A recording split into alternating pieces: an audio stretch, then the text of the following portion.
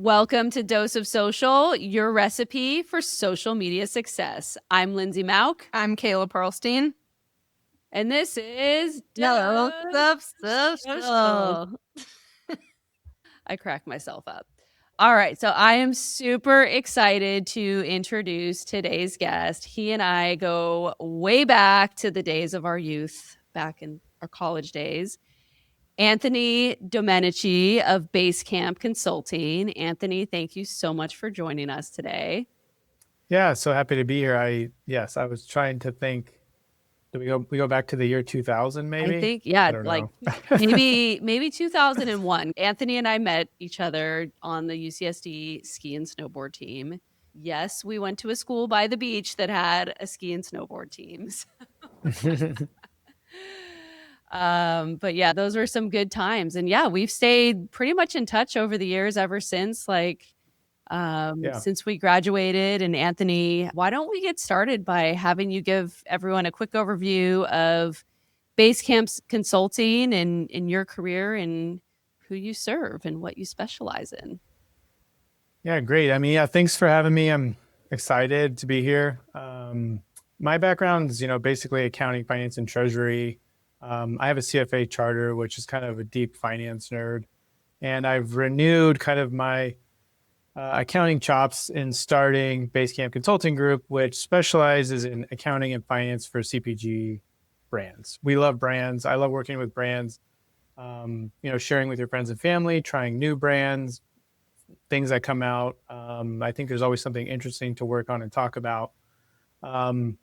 And I think there's a clear value prop in working with companies that have inventory and manufacturing as part of their launch. Most small companies are, built by brand or sales or product people.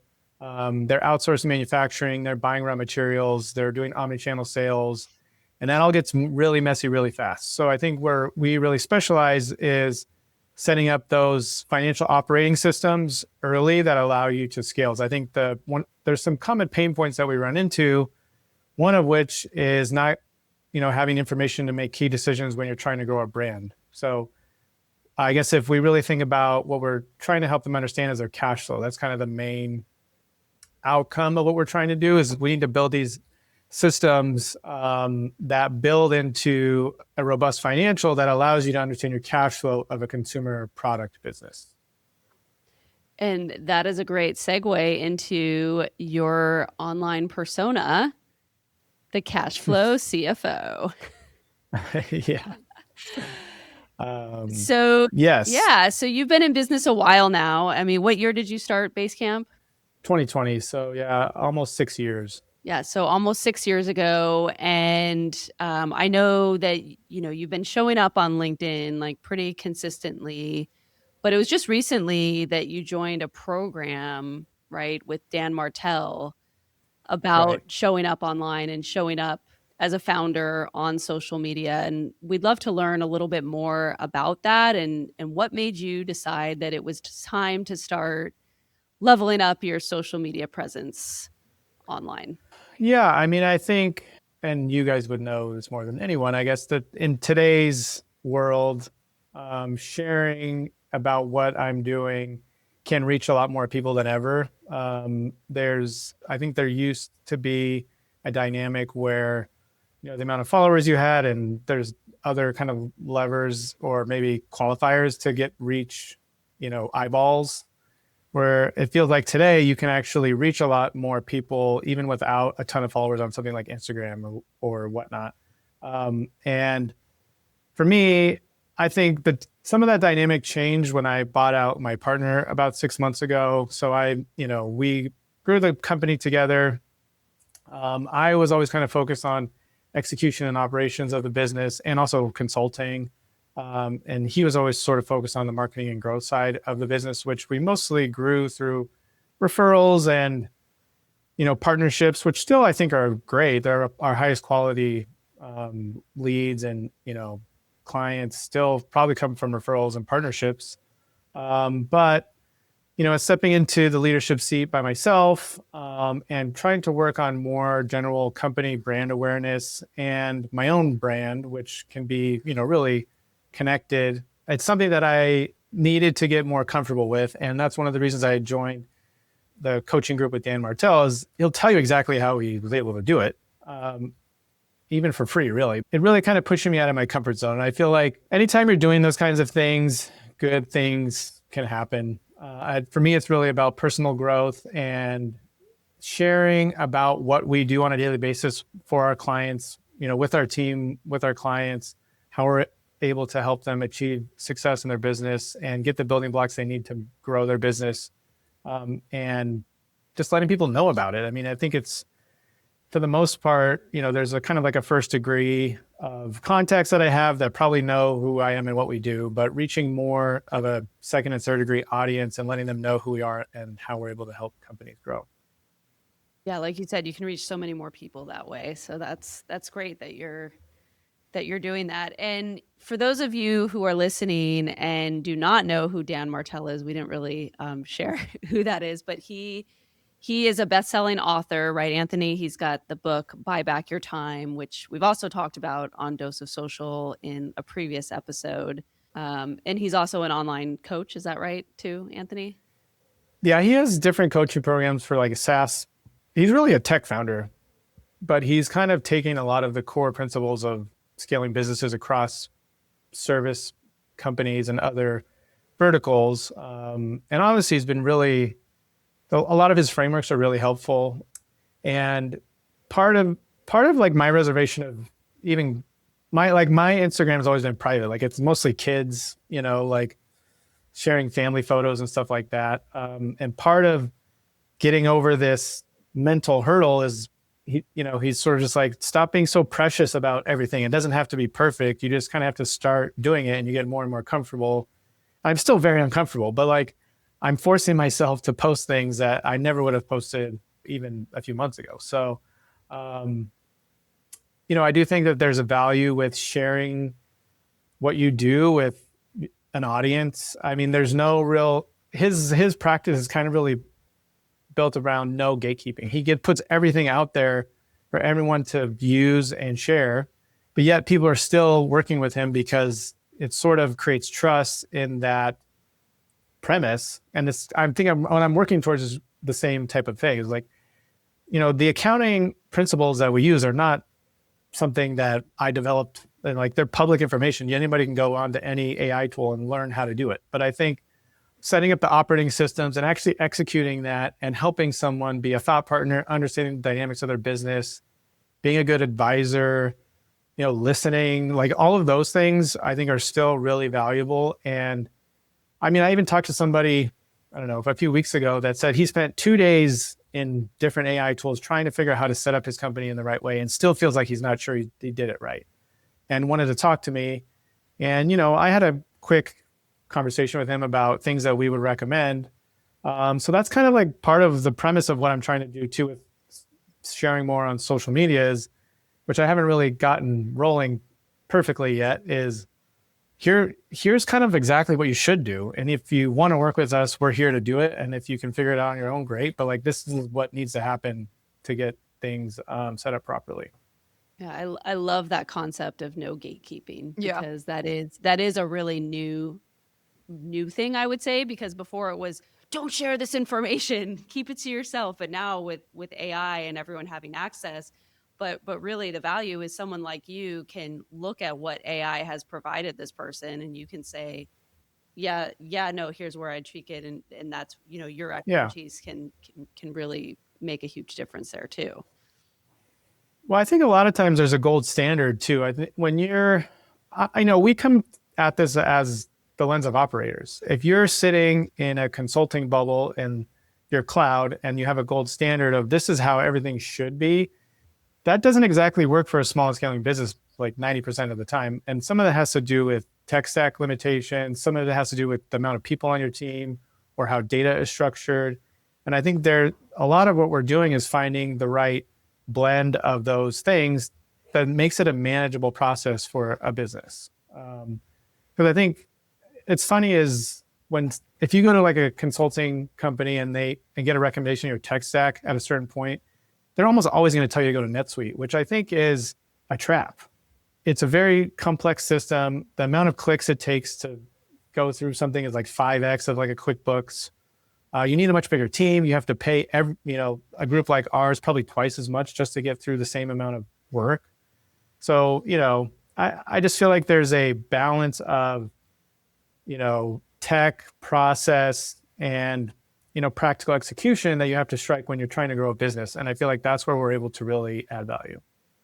Yeah, and I think we just came up with maybe another post that you could do on social media talking about NetSuite versus Exactly. QuickBooks. Right? Yeah, I mean, who knows where all these things are going to go with AI and all the language models. I heard something that, NetSuite's going to implement the 0-day close all of a sudden, which seems like a total clickbait and switch kind of thing. Because that probably depends on a lot to really make that happen. But yes, exactly. This is like the kind of thing I should be sharing with people. I have these conversations all the time in a vacuum, and I'm working on, getting more public with those things. So, Anthony, you were talking about how sometimes you're still a little uncomfortable around the social media piece. So, what would you say the biggest mental blockers were that you had around posting consistently? It's really my own probably insecurities of hearing myself talk and hearing my voice come back at me immediately. I don't know. It just makes me uncomfortable to film myself. Also, I feel like really cringe, I guess, doing it. I don't know. So it's just something that I think you get more comfortable with over time. And I've always been someone that was more introverted throughout my life. And, starting my own company, going through this whole evolution of building it has really kind of transformed my entire kind of outlook on those things in a lot of ways. I'm still kind of an introvert in a lot of ways, but I'm forced myself to kind of break through that. So I don't know. It's really all in my own head, and I'm trying to work through that and get more comfortable over time. But yeah, I don't know.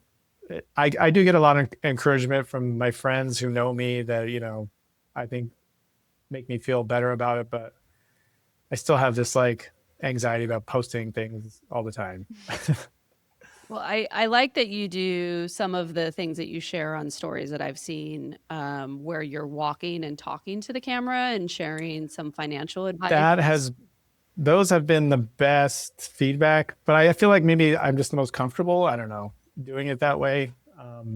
Or like, there was a video I posted at Expo West walking with a colleague, and we were kind of talking together, and that actually has been the best performing video. So I feel like I do need to kind of get out of my bubble and interact, and bring other people into the videos, other topics, and kind of just share different points of view, probably. Yeah, and sharing what you're comfortable with, right? Because that's what you know, right? So I think there is an element of comfort too with just like walking and talking to the camera, but it's when you start like looking around, you're like, oh no, are people staring at me? What is that person doing? Where you start to get a little self-conscious. So, but Yeah. you're in Southern California, so it's going on all over. I mean, yeah, So, there's influencers in the wild all over the place. Yeah. Every Starbucks probably I go to has people filming themselves, I feel like. So yeah, definitely. So how are you using your content right now to attract your audience and convert potential clients? I mean, I think ideally I'd like to be able to get to a sell by chat, which is not where I'm at today. If there was a place where I can post and share content and someone understands what we do, they understand the pricing and they understand the value and can close deals without actually getting on a call, that probably would be my goal. But today I'm essentially, scheduling biz dev calls with prospective clients, walking through our process.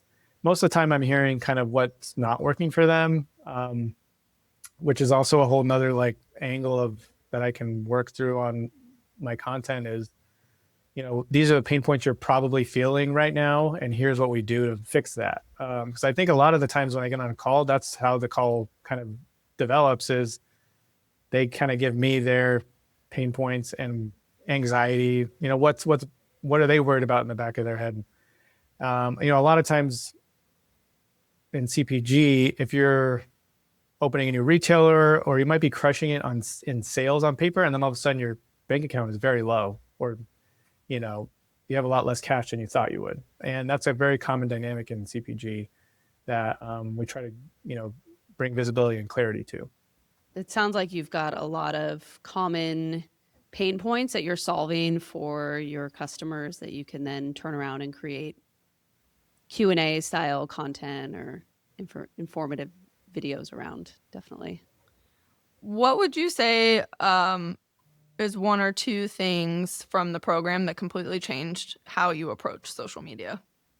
Just actually doing it at all, filming myself, like turning my phone onto my face and filming myself was something I never did before.